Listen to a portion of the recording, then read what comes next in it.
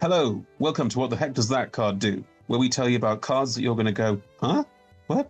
What the heck does that card do? And if you do, congratulations, that's what's meant to happen. Play these cards, share them to your friends, put them in your EDH hipster decks and make them all go, oh, this person's such an exciting deck builder. No, I'm net decking, motherfucker. That's what we're doing. Okay. Intro. Salt. Bam. Yeah, so Josh and I, we look at a specific commander, and then we tell you all about the commander. In this case, it's a commander that I actually have a deck of, so I will be specifically telling you about cards that I play with this commander. And Josh also looked up some other ones that are interesting that I don't play, but maybe Josh can, or maybe I do play. I don't know, not sure. We'll find out when we get to them. I'm Chris. I use they, them pronouns. This is Josh. Hi. Great. Intro done. I'm here. Sold. Tick. Intro 2 done. Today we are talking about Hope Estheim, who is the whiny bitch from Final Fantasy 13. That's correct. Who is the party member everyone fucking hates in that game. Who sits around going, oh, why? We need to do it. It's just awful character. Just absolutely terrible character. You didn't play 13 very much, did you? I did. No, I played all of 13. I was trying to think if there was another character that I disliked more. No, I liked Vanille. No. Fang was amazing. Yeah. Saz was cool. So yes, Snow maybe Snow sort of down there a little bit, which sort of reflects in the Magic the Gathering card he got.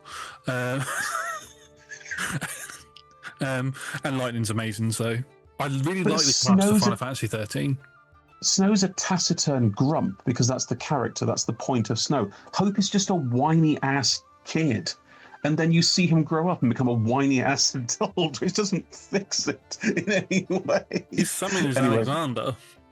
Yeah, well, wish he did that on this card. He doesn't. Regardless of how terrible Hope is as a character in the game, if anything, what he lives up to his awkward, weirdo nuttiness in his Magic card, because Hope is a legendary human wizard for 1 white and 1 blue mana who has a lifelink. At the beginning of your end step, each opponent mills X cards, where X is the amount of life you gained this turn. Mill. Mill in Azorius. Oh. Now, let's talk about Mill. Mill with white and life gain. Oh. Let's talk about Mill. I love the concept of mill. The idea of milling out your opponents is cool because it's something that's very, very hard to do.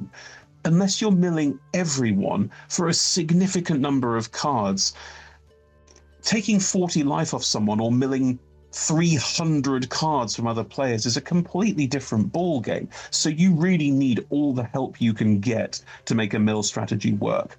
I have tried to build many mill decks. I love building decks that mill me. Self-mill is great fun, but I really wanted a deck that milled other people. And milled them out. Made no effort to win with damage. Just milled them out. That was the only thing. And this deck finally nailed it. And I'm thrilled that it nailed it. Because for some reason people hate mill.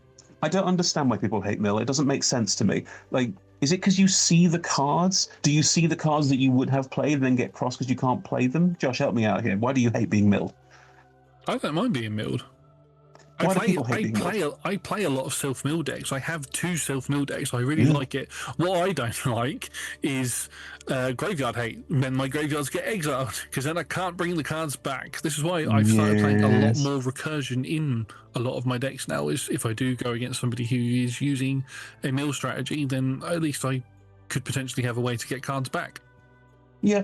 It's a weird one. People seem to really hate it. I don't really understand why. Now, the nice thing about this deck is that, it's better at milling than a lot of mill decks because Hope mills based on the amount of life that you gain, and it is so much easier to gain a lot of life than it is to try and mill a lot of cards. So this is good. You have a secondary mill strategy, which is what you need. You're also tangentially gaining a lot of life, which means if people are really cross with you about the whole mill thing, you can weather the hits, which is also really good. So yes, it finally marries them. I have played it. I love this deck. I've managed to mill Josh out more than once, so it works. So I am I am thrilled, and I'm glad to present this to you today. And ignore the haters. Now, Before Chris carries on, the very first game Chris played with this deck, as I said, I like to use self-mill decks myself. I think it was Taval. I'm not sure what it was, but yes, it was a self-mill deck. Yeah, my two self-mill decks are Taval and the Necrobloom. It was one of those two that I used against Chris, and the game was over really quickly because not only was Chris milling me with life gain, I was milling myself. It was hilarious. Yeah. You really helped me with that one. Yeah, but the way that Chris has built this deck is just so consistent with the milling ability. But Chris, do go on with your first card. Right. Well, and before talking about cards, I'm going to have a quick general chat here. Ooh. I've seen this deck online. I've seen EDH Rec page for it, and I am disgusted with all of you. You filthy Azorius players. What is wrong with you? You can make this deck and not play stacks. In fact, I have one stacks card in this deck, and it's literally a card that says creatures in graveyards can't activate abilities. In other words, it's sort of stopping people who can use their graveyards. If you're basically milling someone who's got a ton of good graveyard recursion, it's sort of slowing them down. But I have one card that does that. I'm not playing other stacks pieces, and frankly, I don't particularly want to. I want this to be a deck that just sits there, casually gaining metric tons of life and just milling everyone out. I don't even have any cards in here that do combat damage, really, that are focused on doing combat damage. It's not important. The important thing is to mill and gain as much life as possible. So that's what my focus was on with all the cards I'm going to talk to you about today. There are many good life gain cards, and the EDH Rec page has lots of good life gain. Congregate is amazing.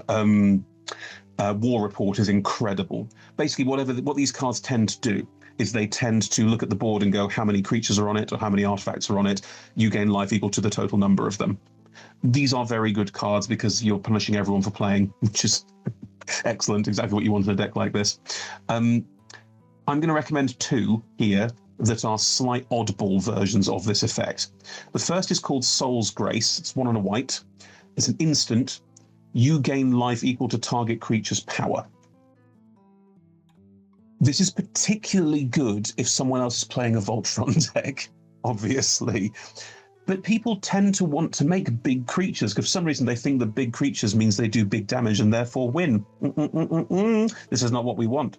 It's also 1 and a white. It's a tiny little instant you can hold in your hand. Hope's effect means you have to gain life on your turn, which is very important. Cards that gain life on other people's turns don't matter to you. They're irrelevant. But having this in hand and being ready that when someone says, I make this gigantic creature and I hit you with it, hopefully not you, but someone, you can go, cool, I'm going to gain that 15 life back. I'm going to gain that 21 life back, whatever. And then everyone mills 21 cards. It's just awesome. It's a lovely little way to just make this game work in the way that you want it to. The other one, which uses a similar effect to the ones I said earlier, is called Benevolent Offering. It's 3 and a white. Choose an opponent. You and that player each create 3 1/1 white spirit creature tokens of flying. And choose an opponent. You gain 2 life for each creature you control, and that player gains 2 life for each creature they control. So you will automatically gain 6 because you're making 3 spirits. It's a pretty good start. For 4 mana, 6 for 4 is not a fantastic rate in this deck, but it's not terrible. You will probably have a few other creatures on the board. This is also good. On the board? Yeah. So it's 8 definitely, because you need hope on the board for the mill effect. Exactly. And also, you're in white. You're probably going to have a couple other tokens. I like to make lifelink tokens in particular, because lifelink tokens you can swing in and they gain the life even if they die. It doesn't matter. But if you want to have if you have a couple blockers on the board, a couple of little tokens on the board, you play this. Maybe you're gaining 10. You're also giving yourself 3 1/1 white flying spirit creature tokens, which are excellent blockers, which you will sometimes need. As I say, there are other cards that are they congregate. You get 2 life for each creature on the board, like everyone, things like that. There are better, huger life gains. This is just a nice one to have in your back pocket. Those are my 2 first recommendations for life gain cards in particular. Amazing. My first 2 recommendations, because we've gotten into this habit now of doing 2 recommendations, cards that work similarly together when it comes to this, which I don't mind. It just means more for us to talk about. Hope is a Final Fantasy card. Hope came out in the Final Fantasy set. Final Fantasy is most famous for its crystals. Yes. So my first two cards are both the Water Crystal and the Wind Crystal. Yes. So I'm going to go over the Water Crystal first. The Water Crystal is 2 blue and 2. It's a legendary artifact. Blue spells you cast cost 1 generic mana less to cast. Doesn't affect Hope, but it does affect other cards. If an opponent would mill 1 or more cards, they mill that many cards plus 4 instead. So whatever life you gain, your opponent mills at the end of turn plus 4 more cards, which is really good. Just another way to get them milled out a little bit quicker. And then for 2 red and 4 and tap it, each opponent mills cards equal to the number of cards in your hand. Which don't really want to use that all that often, to be fair, but no. The cool thing, a lot of mill cards tend to be you mill 1 card, or you mill 2 cards, or the opponent mills 3 cards, opponent mills 2 cards. They're not big numbers. What the Water Crystal does is it takes those relatively shitty small spells and makes them more decent versions of trying to mill someone out with this effect. I don't play this because the mill I'm doing tends to be so big. Like, I'm looking to mill 20, 30. I'm looking to mill, like, where an extra 4 on top is nice, don't get me wrong, but it's not worth... Is it 4 mana to cast this thing? 4 mana, yeah. And how expensive is it? Oh, money-wise, about... It varies. 2 to 5 euros. That's all right then. Maybe it is affordable. When I first looked at it, it was not affordable, so I did not consider getting it. It's gone down. The Wind Crystal is 2 white and 2. Again, legendary artifact. White spells you cast cost 1 less to cast. If you would gain life, you gain twice that much life instead. See, there you go. There's the comparison, though, right? You mill 4 more cards. Okay, you're grinding, you're trying to get up there. But if I heal 5 to 10 to 15 life, which is entirely possible, making that 10 to 20 to 30 is a huge difference. So yeah, that's a lot more. How expensive is that card, Josh? Because that was also very, very expensive at one point. It's slightly more expensive. It is between $3 and €3 and 3 euros and 5.5 euros. This is very more expensive. But its other effect, which could be considered potentially a game-winning effect, is for 2 white and 4 and tap it, creatures you control gain flying and lifelink until end of turn. You're making a lot of tokens in your version of the deck. Not really. I make some tokens. I don't make like a metric ton of tokens because, again, I want to focus on just gaining life. I really don't want to focus on any combat damage at all. But I can still appreciate that's useful. Absolutely. Speaking of things that are, in my version of this, useful, because the focus is not on gaining life, on doing combat damage at all, creatures are really just expendable blockers or expendable life linkers. That's very much the name of the game and the way I do this.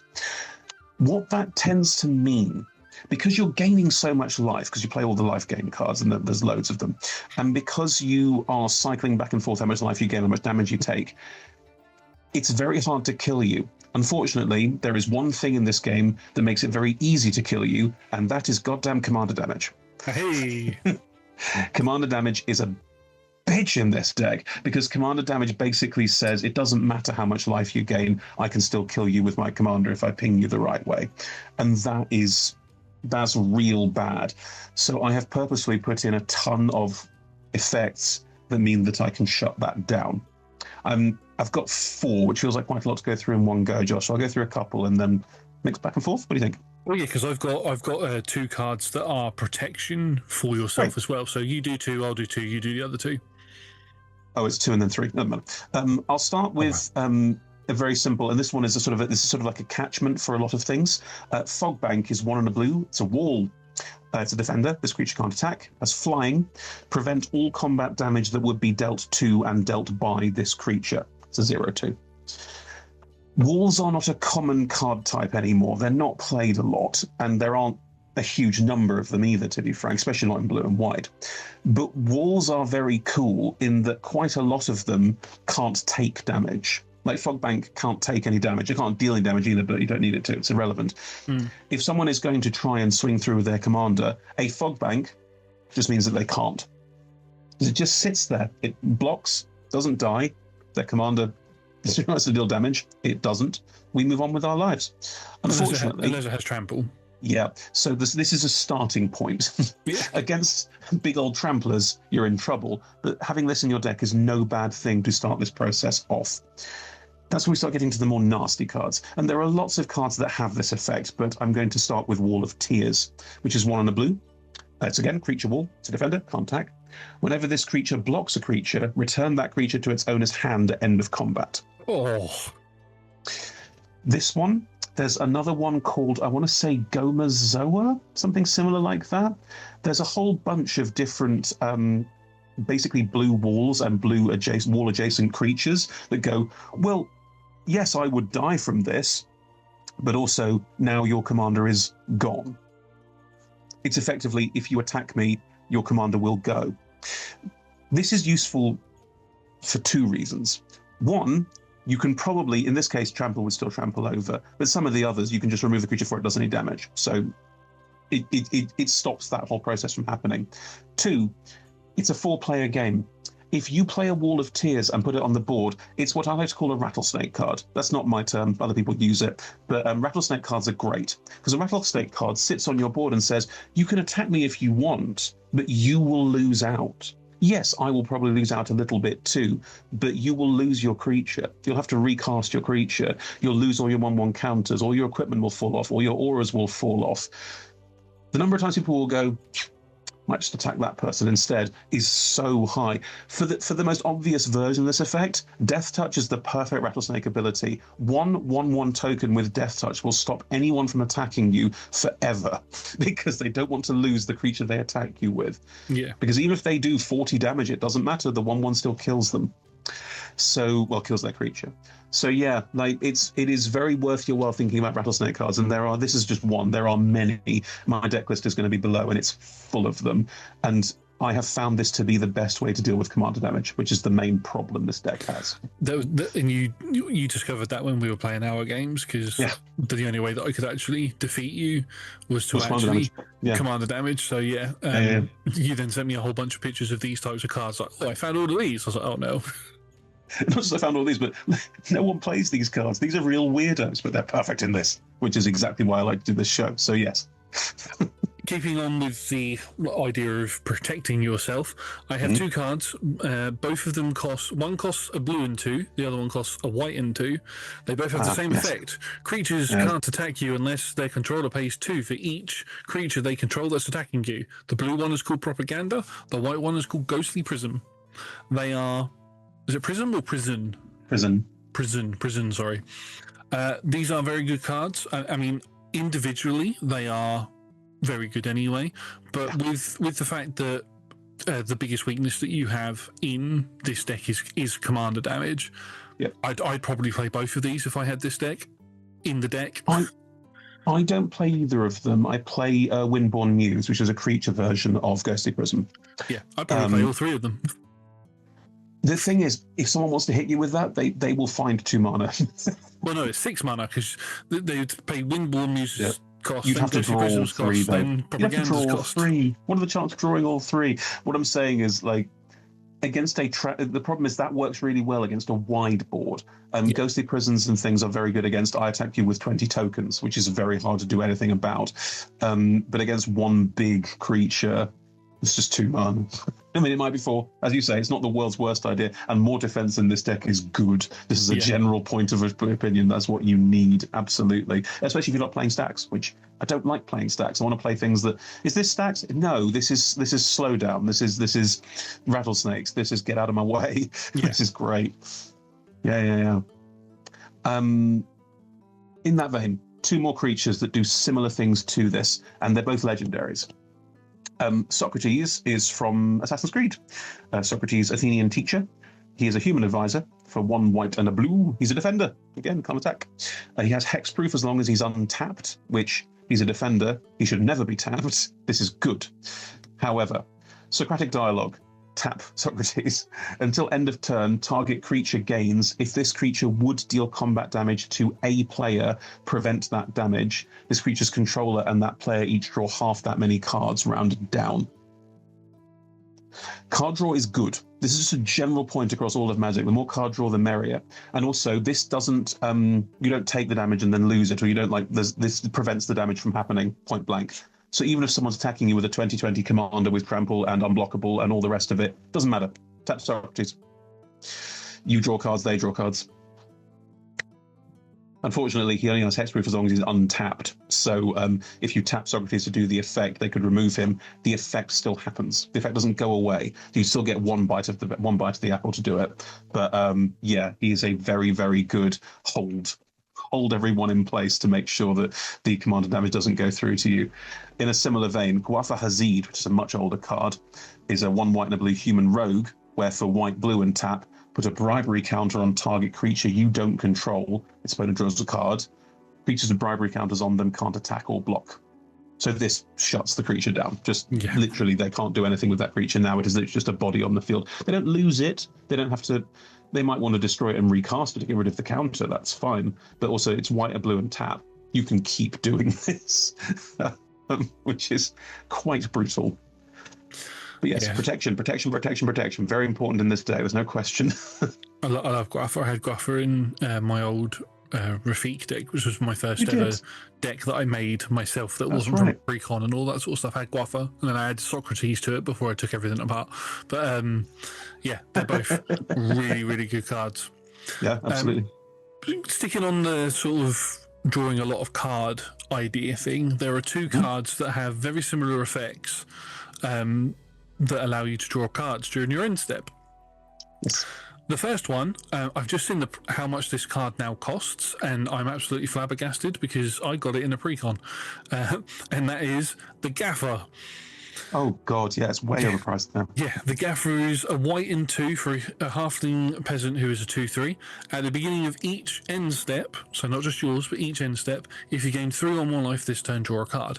The chances in this deck of you gaining life outside of your turn is quite high. So, you know, you can draw cards all the way around until it gets back to your turn and have a stack of cards in your hand ready to do more life gain things. So that's really good.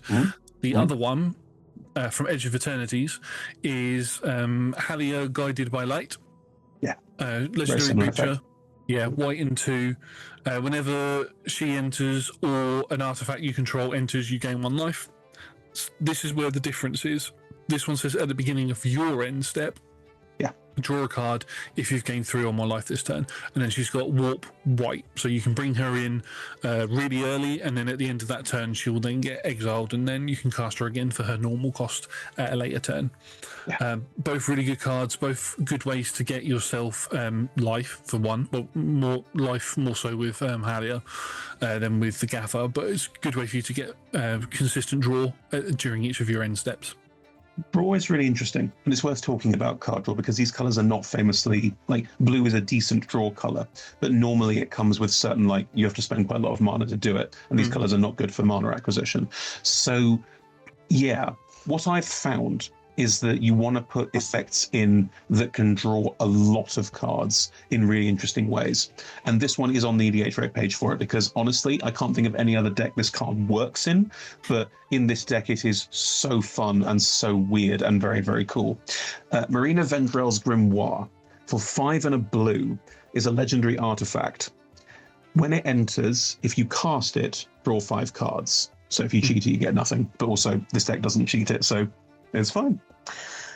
You have no maximum hand size and don't lose the game for having 0 or less life. Whenever you gain life, draw that many cards. Oh, wow. Whenever you lose life, discard that many cards. Then if you have no cards in hand, you lose the game. It turns off all the life gain you've done up to this point, which is a shame. However, it's irrelevant because if you're playing this, you have other life gain effects on the board that mean that you're going to be drawing a lot of cards very quickly. And if you have the other protection cards we talked about already on the board, you'll also be fine for a couple turns probably, which is all you need. What I have done with this, only once, and it was so cool when I did it, is I had this out and then played, we talked about Congregate earlier, onto a board state of about 20 creatures, so I drew 40 cards. And then this is where it gets real fun.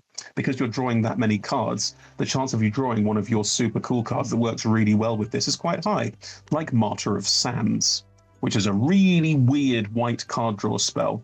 White life gain spell that people don't play very often because it's very specific. It's 1 white mana, it's human cleric.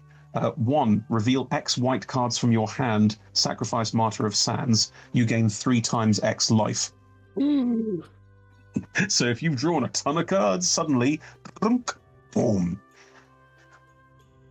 That's ridiculous. It's great. It's so good. I've done it once, and it's so good. It is one of those things you look at and go, it's like a mini combo in its own right, but you've got to be like just lucky to get it exactly the right way. But yeah, it's very cool. That's a really good card. I think you've used both of those effects against me, but not at the same time. No, I didn't. When I played the Grimoire against you, you had commander damage on board. It wasn't enough.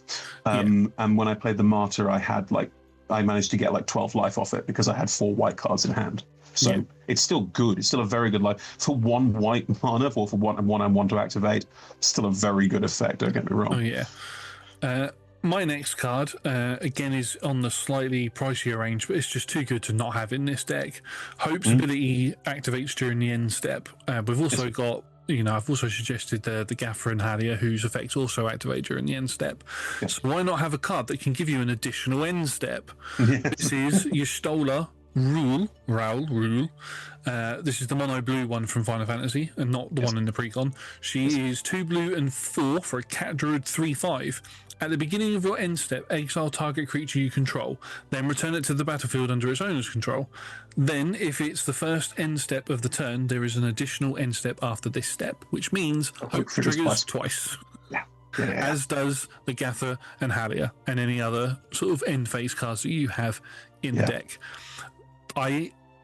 I have this card in a deck that cares about things happening on the end step, like villainous choices, and during the end step you can get something out of your graveyard and all of that sort of stuff. It's so good, such a good card. So when I saw this and thought of Hope, I was like, oh no, that's bad. Especially if you do like what Chris just said. Chris hit the 2 cards that they just mentioned, gained 40 life. You've got Y'shtola and Hope on the board. You're milling 80 cards from everybody. Well, interestingly, you don't have to mill 100 cards from everybody. You feel like you do because that's everyone's hand size, but you draw 7 at the start of the game, and chances are you're playing between 7 and 10 turns of the game. Most people are going to have a bit of card draw in their deck, so you're looking at about 80 to 85 is the magic number. That's what you need to be hitting. Speaking of milling, we've not talked about milling yet, and blue is a mill color, and there are many good blue mill cards. You want to avoid ones that say, like, opponent mills 2 cards because it's not enough. And because Hope's not triggering off that, it's a separate effect entirely, you only get that mill effect. There's some classically good mill cards. Fraying Sanity is a classically good mill card. The Mind Skinner is a new creature that mills things when it does damage to them. Like, there are some very cool classic mill effects that you should definitely put in if you want to, if you have them. These are 2 mill effects that are slightly different from classic mill effects, and I really, really like. The first is called Keening Stone. It's a 6 colorless mana artifact. 5 and tap, target player mills X cards, where X is the number of cards in that player's graveyard. Most mill effects will say things like, mill the player for half their library. That's a very common turn of phrase you'll see in mill cards. Cut Your Losses has it, Fathom Fleet Swallower has it, and things like that. Like, this is an effect you will see. That has diminishing returns if you're doing lots and lots of milling, because if you've milled someone for 40 and they're milling half the cards in their library, that's probably only another 20, maybe? Because it's only half. So unless you play it early, and these effects tend to be expensive, it's not going to work in the way that you want it to. Keening Stone is the other way round. Yes, it's super expensive to do, and they will see it on board, and they will see that they're about to die. So the chance of you doing it on turn 11 with 11 mana is pretty slim, I'm going to say. But playing it on turn 6 and going, deal with this. If you don't deal with this, I'm going to kill you next turn, because by that point, hopefully you've milled them for 40, 45, 50 cards, and then this will mill the rest of their library. So I should say, actually, in terms of milling out, we're not really talked about this. When you mill someone out, what we're saying is you make them mill their entire library. All their library goes into their graveyard. Because most people don't have cards that say, get cards out of your library, and get cards out of your graveyard back into your library. And then when they go to draw a card at the start of their turn, they can't. There are no cards in their library, and therefore they lose the game. Yeah. So that's what milling someone out means. I should have said that. But yes, this is a very good game ender card. It's inexpensive financially. It's in mana terms. If you've got 11 mana, because artifacts don't get summoning sig, you can just play it, tap it, knock someone out, and then the other players know that you are ready to do that, which is obviously scary for them. That's not a bad thing. You have lots and lots of ways to stop them from killing you. Yeah. Otherwise, it's a great card to just throw out and go, this is going to be what happens unless you do something about this, because not every player plays artifact removal. Price-wise, it's not too bad as well, unless you're going for the Brothers War retro artifact version of it, which is $95. Those were serialized. Those were crazy expensive. You'll never find them. The other mill card I'm going to focus on here is Undead Alchemist. 3 and a blue, Zomboni. If a zombie you control would deal combat damage to a player, instead that player mills that many cards. You'll see that effect on other mill creatures, like Mindskinner has a very similar effect where you don't do damage, you just mill instead. And this is very similar to that in the same vein. However, this one also says, whenever a creature card is put into an opponent's graveyard from their library, exile that card and create a 2/2 black zombie creature token. Yeah, that's ridiculous, especially when you're, like you said before, milling 40 cards in a turn. How many creatures are you probably going to get in that?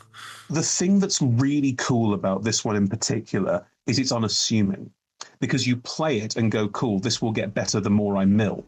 But let's go over a one-turn cycle of this card being played, assuming that you have the ability to gain, say, 10 life in a turn, which isn't that much.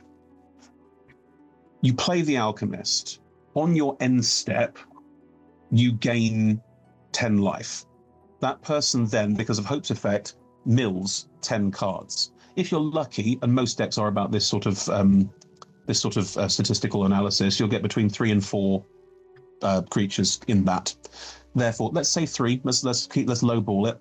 You get 3 2/2 black zombies. This is Undead Alchemist played this turn, can't attack, nothing clever. That is what happens. Next turn, let's say you're gonna get another 3 zombies every turn. 4/2 and 3 2/2s are all attacking. Now, they may have blockers, they may be able to defend themselves, that's perfectly fine. But defending yourself against 4 creatures is more than you think. And if they deal combat damage to a creature, they're still dealing combat damage, that creature still dies. So if they want to lose some of their creatures to this, that is their prerogative. If they say, fine, I'm letting it through, that is 4, 6, 8, 10 damage. So now that person is milling 20 cards. So if there are 6 creature cards on average in that sort of number, on the next turn, it's exponential. It keeps going and going and going. And also, we experience this less, but in a 4-player game, you can spread that out even more. And then there's even more things going into graveyards. And if every time Hope mills, that's everyone milling, which means that everyone's creature cards become zombies for you as well. It's delightfully unassuming, this card. It just sits there and people go, that can't be that bad. Oh God, it's suddenly really, really bad.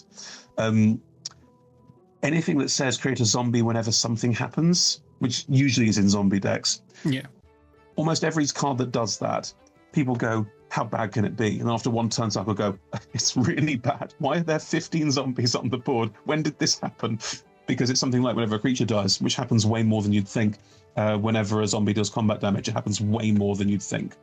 So yes, definite rattlesnake card. Definitely recommend. Awesome. My next card, just a single card this time, similar to Stala, which was just a single card. This one, Hope. Obviously, we've discussed how much Hope is the engine of this deck, which means when people start to realise that, they're going to be like, I need to remove Hope. Obviously, you're in white and in blue, so you could play protection or counter spells and all of that to protect Hope specifically. But what if you wanted to keep Hope's effect around, and when Hope is on the board, you have double, triple, quadruple of the effect? Well, that's where you play cards that copy Hope and stick around when they make copies of them. So there's a whole range of cards. The one that I have loaded up is probably one of the most expensive of all of them, but it is, just imagine that I'm talking about all of them. I heard that. This one is... This is my dog. My dog is cross. It's all right, baby. This is Spark Double, which is a blue and 3 for an illusion 0/0. You may have Spark Double enter the battlefield as a copy of a creature or planeswalker you control, except it enters with an additional 1/1 counter on it if it's a creature. It enters with an additional loyalty counter on it if it's a planeswalker, and it isn't legendary. There are other cards. Chameleon, the Master of Disguise from the Spider-Man set, is fantastic. You got the 2 Sakashimas as well. They're both really good. Just options for you to, if you've got, say, all of them on the board with Hope and your Staller on the build, you just won. It's ridiculous. There's an instant speed card. I'm doing this from memory, so it won't be perfect, called Fleeting Reflection. That has a really interesting ability that works like this. Basically, you make a token copy of something, but and that copy gets hexproof. So it plays around with, oh, that thing died, yes, but now I have a copy of it, which you turn another creature into a copy of the creature, basically, so you cheat it. Things like that are very useful to make sure that you maintain Hope's effect till the end step, because that's where you need it. And then Hope only costs 2 mana, so the recasting of him is also not difficult to do next turn. You don't need Hope to be alive out of turn. It's not important. You will eventually come up against command attacks if you're paying too much to keep bringing Hope out again. But Hope only has to survive until your end step. That's when he's important. After that, if removal is cast, it happens. Yeah, I mean, that's really good because, I was reading it, I was thinking, well, that doesn't work because it would destroy it. But it says it becomes a copy of up to 1 other target creature. Exactly, which you yes. just copy if your opponent's got a big thing on the board, you can just make it a copy of that and then be like, now swing at me.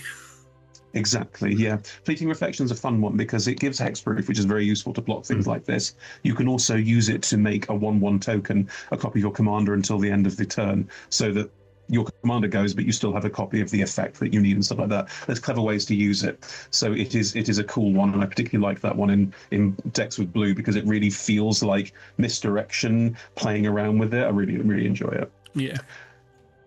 I've only got 1 card left. I've got 1 card left too.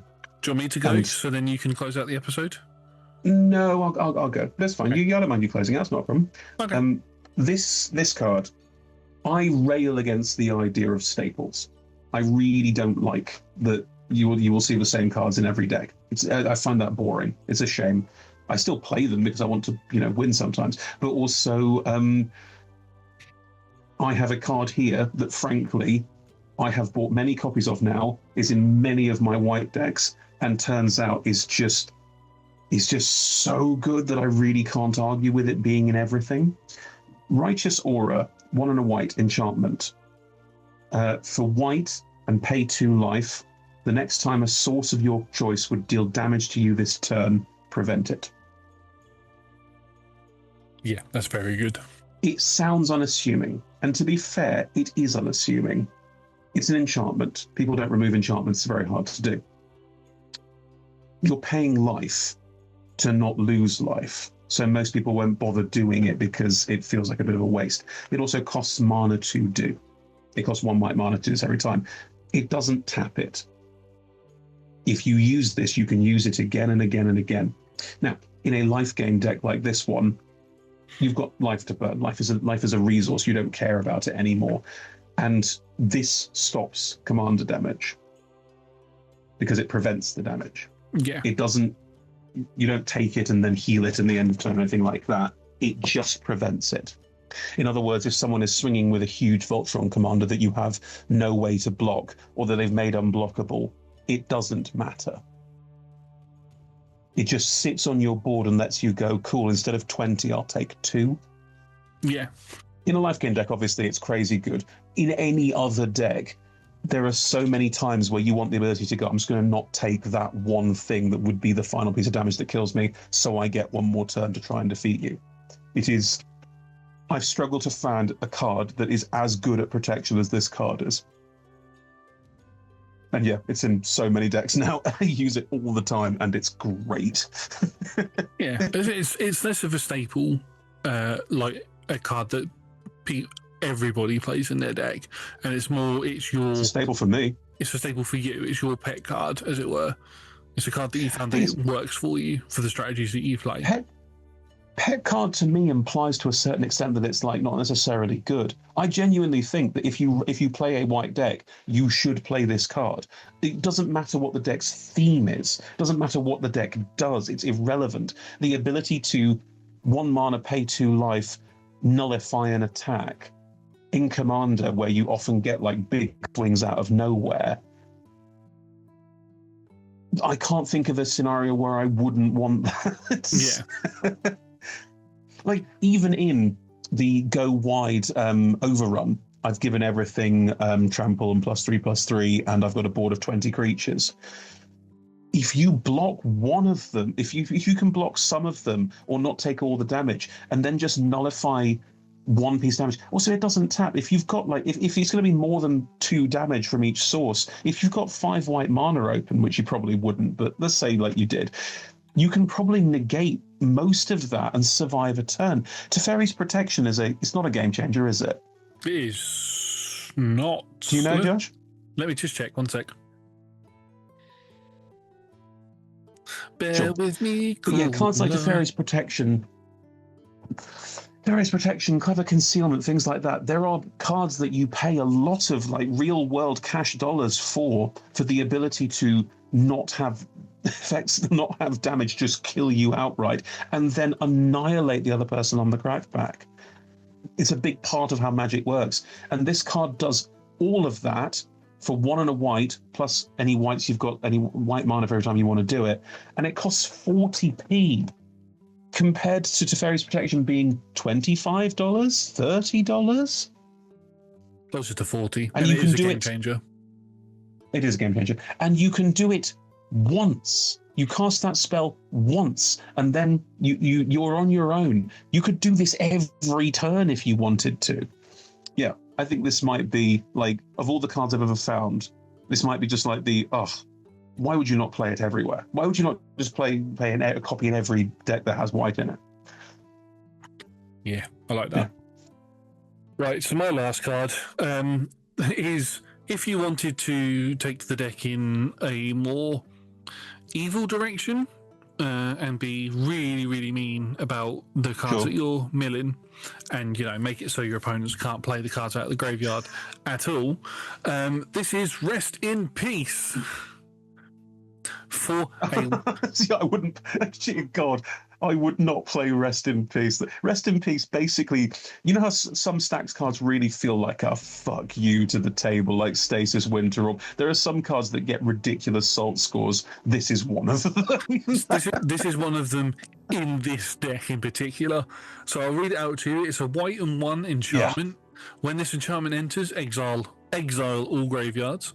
If a card or token would be put into a graveyard from anywhere, exile it instead. So the card doesn't even hit the graveyard, it just gets exiled straight away. So any graveyard effects... No graveyard. Yep, just no graveyards. Your graveyard is just locked down. You don't have it. Like Chris said, it is a very evil card to play. So I don't know why I suggested it, but I saw it and I was I'm going to talk about it. Well, it's an important thing, because I said at the top, and I mean it, like, I genuinely find Stacks quite annoying. Not because it's like, it's that general feeling in Magic where, like, you want to do things and someone says, no, you can't. My card says that you can't do a thing. I really dislike that, because it basically means you're looking at your hand and going, I'm not sure what I can do here. And the answer is pack enough removal that you can remove the things that are causing the effect that you don't want. And White and Blue, Azorius, tends to fall into this pattern where, of course we can do this because we have Stacks on our side, and Stacks means all the best Stacks cards are in white and blue, and we can use that to make sure that we absolutely make sure that our tactics sorts. And you could play this deck like that. And frankly, the EDH Rec page suggests a lot of people do play this deck like that, where they go, I play Hope, I play life gain cards, and I play so much Stacks that no one else can do anything to stop me or do anything. And because you're gaining so much life, I'm not sure that you need it. Like, you defeated me with commander damage with this deck once. Twice. That's right. But then there was another game. Those cards in that you spoke about earlier. Exactly. There's another game that we've played where commander damage stopped being a thing that was a problem because I had ways of stopping commander damage, and you kept going, well, I hit you for 25, and I go, cool, next turn I heal 20. Like, it doesn't matter. And not it doesn't matter like your attacks don't mean anything. There was a war of attrition going on, but that was the point. Can I heal enough every turn and thus mill enough every turn that this ridiculous board state that's hammering into me isn't quite enough? And that's a lovely point of tension. I don't want this to be a deck that I take to a game store, put down, and someone goes, oh God, you're just going to shut us off from doing anything. I have to sit there going, it's not that. There is no stacks in this deck. There are rattlesnakes. If you attack me, you will lose your creatures. But that's not... I don't play this card that says everything costs 1 more to cast. I don't play this card that says you cannot play lands. I don't play this card that says everything in your graveyard is off limits forever. Like, I'm trying to avoid that effect. But here's Rest in Peace. That's why I wouldn't play it. But you're right. It is the perfect card in this deck if you want to play stacks, because anyone who's got any kind of graveyard recursion is looking at your commander and going, thank you, all the choice. So the ability to shut that off, definitely. I can't argue with it. I wouldn't play it, but I cannot argue with it. Yeah, that's fair. Right, well, that's the end of another episode of What the Heck Does That Card Do? Yeah. Well, thank you very much. Always the table, apparently. Yeah. We will end on stacks. To be fair, if Hope wasn't annoying, if Hope, the character from Final Fantasy XIII's card, wasn't annoying as all hell, the designers have done a terrible job. So I think that's quite important. 100%. Thank you very much, everyone. My deck list is below. I've put my deck list below. This is how you play it without stacks. I'm going to say that without stacks, full stop. Go for it. There's one stacks card in there, you said. Yeah, but it's minor. It's just you can't activate abilities. Denic, isn't it? Stacks are stacks. One stacks creature, real easy to remove if you're bothered. Yeah. Thank you very much, everybody, for watching. We'll be back in a couple of weeks with our next commander that we are going to be talking about. In the meantime, follow us on our social medias to keep up to date with everything that we're doing. We do other content on other platforms, so go check all of that out. And our Discord link will be down below if you want to come in and talk to us about our Magic the Gathering content that we're making here. Also, comment down below. Are there any? Do any of you have a Hope deck or any cards that aren't in Chris's deck list that you think, oh, this might be a good suggestion to make? Hang on, before you do, if you come in and say you're not running Counterspell in this, you probably should. I know. I've made a choice not to.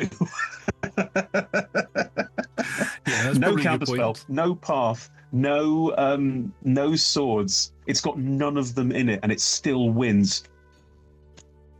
There you go. Yeah. Point proven. And with that, we are going to go. Bye, everyone. Bye.